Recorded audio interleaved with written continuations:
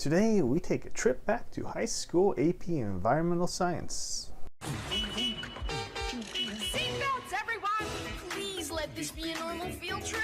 With a friend? No way! Cruising on down Main Street, you're relaxed and feeling good. Next thing that you know, you'll see It was a day like any other. Little did I know I would be dead by the end of class. We were learning about the tragedy of the commons. What's that, you might ask?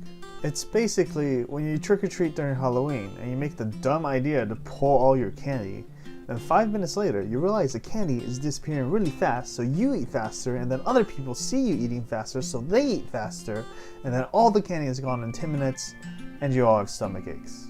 Anyways, our AP Environmental Science teacher was trying to show us this concept in action with an experiment using goldfish crackers. He separated us into groups of 4 and gave us each a circular baking tin, which represented lakes. Next, he gave us all straws and cups and explained that we would have several 30-second rounds where we would be able to use the straws to fish up goldfish crackers. We needed at least 1 goldfish per round to survive. At the end of every round, the teacher would roughly double the goldfish amount left, and by the end of class, all the goldfish we fished would be ours to snack on.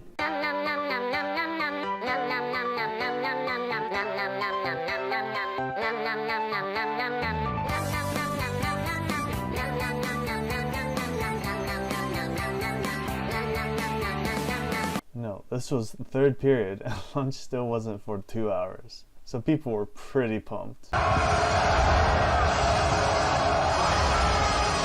didn't know anyone in my group particularly well, but we agreed to keep a limit of 3 goldfish per round. The first round went well, but the second round, freaking Matt fished 4 goldfish. Tensions were high. Remember, people were starving and we didn't know each other particularly well. My other 2 team members said he should give 1 goldfish to each of us as penalty.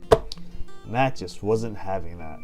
On the sidelines of the argument, I looked at the tasty goldfish crackers and then to our beautiful tin-plated lake. Then said, okay, how about I give a goldfish to each of you, and Matt, don't be a jerk again. I know it was only a goldfish, but I felt like we made a genuine connection. It was smooth sailing for the next round, but the 4th round, the teacher swapped out the straws for spoons. We were using these primitive fishing rod straws, and suddenly we had these freaking industrial grade massive fishing net spoons. We all looked over to Matt, and he was like, whatever, I'll follow the rules. Dumb nerds. 2 more rounds passed, and we noticed other people's lakes started to run out of goldfish. One was actually empty already. By the 7th round, our lake was the only one with goldfish. Then the teacher said, alright, last round, you can go to other lakes this round. The rest of the room literally turned towards us at the same time. I leaned in and whispered to my newfound friends, you know what'd be funny? If we abandoned fishing and fought off everyone and saved our lake. We all solemnly nodded.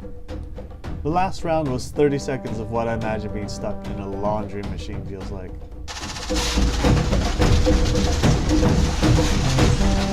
There was pushing, elbowing, Matt's eye got poked, but at the end, the goldfish were still there. My main takeaway from the story has to do with group activities. There's a lot of stories about nightmare group projects, and hardly any positive ones. It doesn't have to be that way though.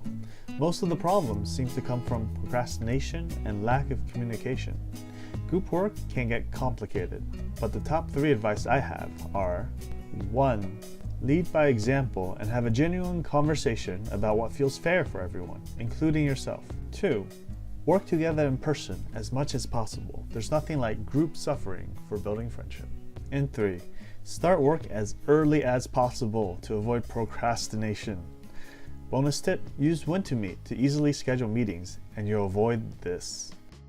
It's easy to be cynical about group work, but if you're too pessimistic, you'll miss out on amazing group experiences. Of course, sometimes it just doesn't work out. People have other stuff occupying their lives, the group dynamic gets damaged beyond repair, or you get stuck with toxic people. In those cases, don't stress yourself out. I said empty your mind. Be formless, shapeless, like water. Now you put water into a cup. it becomes the cup. You put water into a bottle, it becomes the bottle. You put it in a teapot, it becomes the teapot. Now water can flow or it can crash. Be water, my friend. You might have a few questions left. Is Matt's eye okay? He made a full recovery by lunchtime. How does it feel to have killed off your whole class? I feel kinda bad, but we're all dead next round.